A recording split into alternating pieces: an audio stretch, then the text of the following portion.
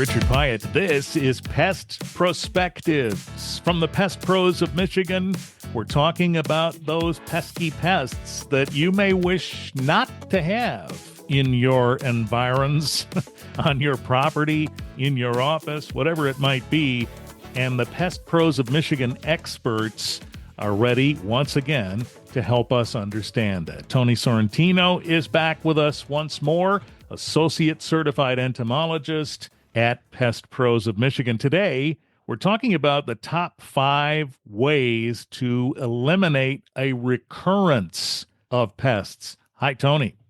Hey, Richard, how we doing, man? It's good to see you again. Good to see you. This is something we don't want, right? We've discovered a pest. Folks have engaged a pro, hopefully, like Pest Pros of Michigan, to help eliminate that. What we don't want to see is the pest come back. So we're at this point now where we have gone through, let's suppose, your expert process of getting rid of a pest. If we were to focus on 5 things now to make sure they don't come back, what do we start with? I mean, obviously, killing the pests is going to be your first step, but keeping them gone is the real game. It's about breaking the cycle, and we start there, you know? Yeah, so maybe number 1 on that list, after the problem has been eliminated, trying to keep it eliminated, is to exclude the possibility of them returning. What is called exclusion? What does that mean? Exclusion means sealing up the gaps, cracks, and crevices, the structural deficiencies, the part that was overlooked when the builders hung the siding, or where they put the siding corners on, or where the siding sets near the foundation. There could be a gap there, or at the roof vent, or a gable vent, or a plumbing penetration. We're looking at those door sweeps, little spots that are left open that might be unintelligible. You just don't even think about it. But next thing you know, you've got an open pathway, whether it's mice or if it's stink bugs or box elders or, Asian lady beetles. They're looking for a place to stack up. And so you want to close the on-ramp, I guess. That's it. That's it. Yeah. If we're eliminating the points of entry, we're taking care of part of the problem. All right. Hence what's called exclusion. Next on the list of ways to keep them out, don't give them a reason to hang out. That's so important. We want to eliminate food and water sources, and that's huge. It's the leaky faucets, crumbs, pet food left out. Pests aren't picky. If the resource is there, they will share. So we got to cut off the invite. Yeah, so those are the things that some pests, just generally speaking, are looking for: a nice feast. You leave it out, there it is. So first they get the on-ramp, then they get the feast. Boy, you've made it a Hilton hotel of stay at your place, which we don't want. All right, so no reason to hang out. Next on the list is something called cleaning up harborage. What does that mean, Tony?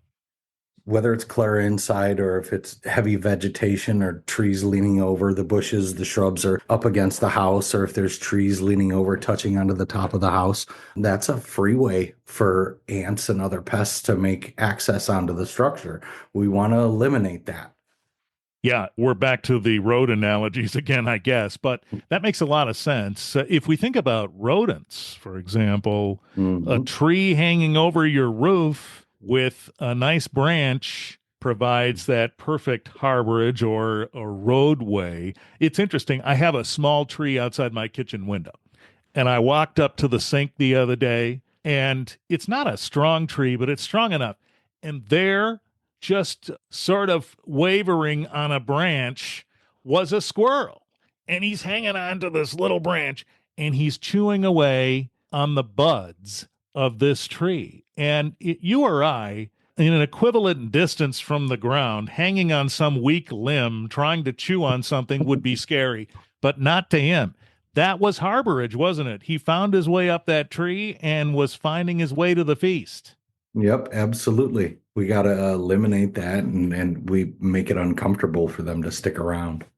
Yeah, and squirrels are a little tricky. I also saw a picture of a squirrel this week from a friend who was hanging upside down trying to get to a suet feeder, a bird feeder. They're a little fearless, aren't they? and acrobatic. Yeah. And it's insane the lengths that squirrels will go to get onto the house, to get into the house. Yeah, and at least they're large enough that we can see when they're around. If Mm. our exclusion is not working and our reasons to hang out are still there and the pests are really small, we might not see any of that. Yep, absolutely. That's why number four comes into play is we want to get on a regular pest control service. If we stay on a regular maintenance plan, some people will treat, no, just give me the one time. One time's good, but it covers you for one time. There's no recurring service that's set up for the seasonal pest pressures as they arise. Like what's happening in the spring with ants and other structure invading pests waking up from diapause from the overwinter. It's different in midsummer with stinging insects and other seasonal pest pressures than it is in fall when we've got spiders and the return of the occasional invaders, the stink bugs, box elders, Western conifer seed bugs, Asian lady beetles, all of those structure invading pests. They come at different parts of the year, so that your one time's not really going to knock it out. The preventive treatment, the quarterly service, is your best bet because we're targeting treatments that are specifically designed to handle those seasonal pest pressures. And this is pretty common, is it not? The idea that you got to check in from time to time, as you say, quarterly, because otherwise you may not know that this particular client might have a recurrence. Right. That's the fifth part is open communication. And when you're dealing with a professional company, that should be part of the service is open communication. Hey, Tony, we got a bunch of earwigs. Absolutely. I know we were just out in April, but here we come. So, our pest-free guarantee will come back in between services with no additional fee. We want to make sure that we're achieving what you signed up for, and that's a pest-free environment, Yeah. right? Is it fairly common that if someone has a pest problem, they've signed up for a one-time deal, that they're going to come back to you at some point? You expect to hear from them again. Is that true? Mm. Yep. And so even earlier today, I was on the phone with a client and, we were going back and forth negotiating. Well, I would think I want to do the one time, and I don't think my husband will let me sign up for the recurring services. And so I took my time. I was really patient. I just wanted to make sure that she was fully educated and that she had all the ammunition and all the receipts that she needed to bring it to her husband, because it was just the same scenario that I was just explaining to you. Mm. We've got stink bugs all over the house, and we want a one time. A one time is going to be good. It's going to knock down some stink bugs, but you're going to be calling me again in the fall. So a little bit of transparency goes a long way. People really appreciate it. Yeah. And in a situation where you are coming back quarterly, you're probably coming back looking around and then everything's caught up and nothing's changed. I mean, I'm thinking generally speaking, you're probably not seeing a whole lot if you're coming back regularly, but if you are, you can jump on that.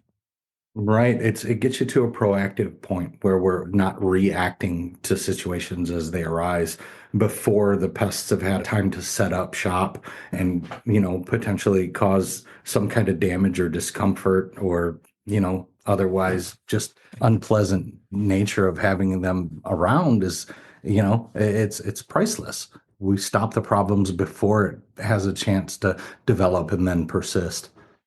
Well, think about that. If you've gone once, by the time you hear from them again about a recurrence, boy, we don't know how far along that recurrence has progressed, right?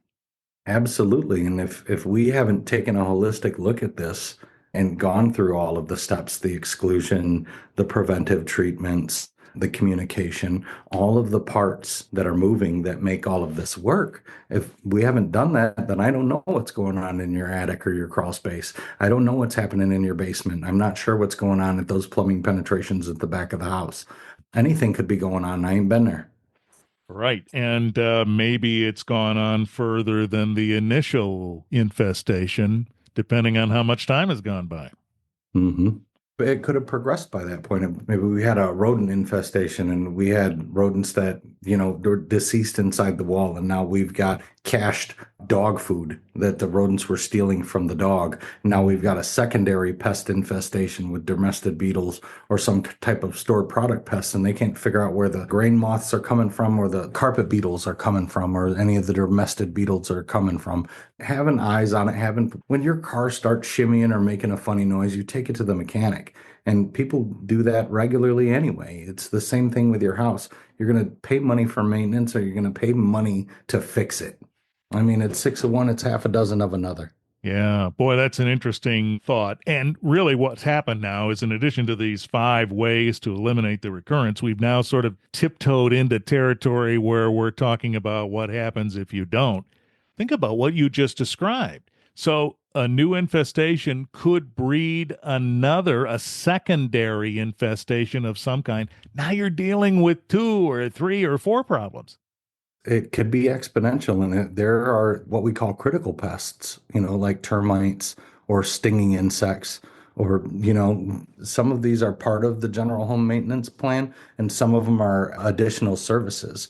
But like having eyes on what's most important to most people, and that's their home and their family, having eyes on that and helping them to protect that it goes without saying that these are the points that we're trying to convey, you know?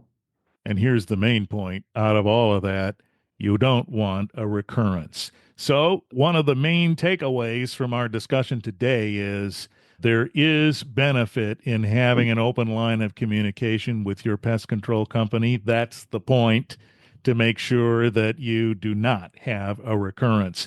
So, ask about the top 5 ways to eliminate a recurrence of pests.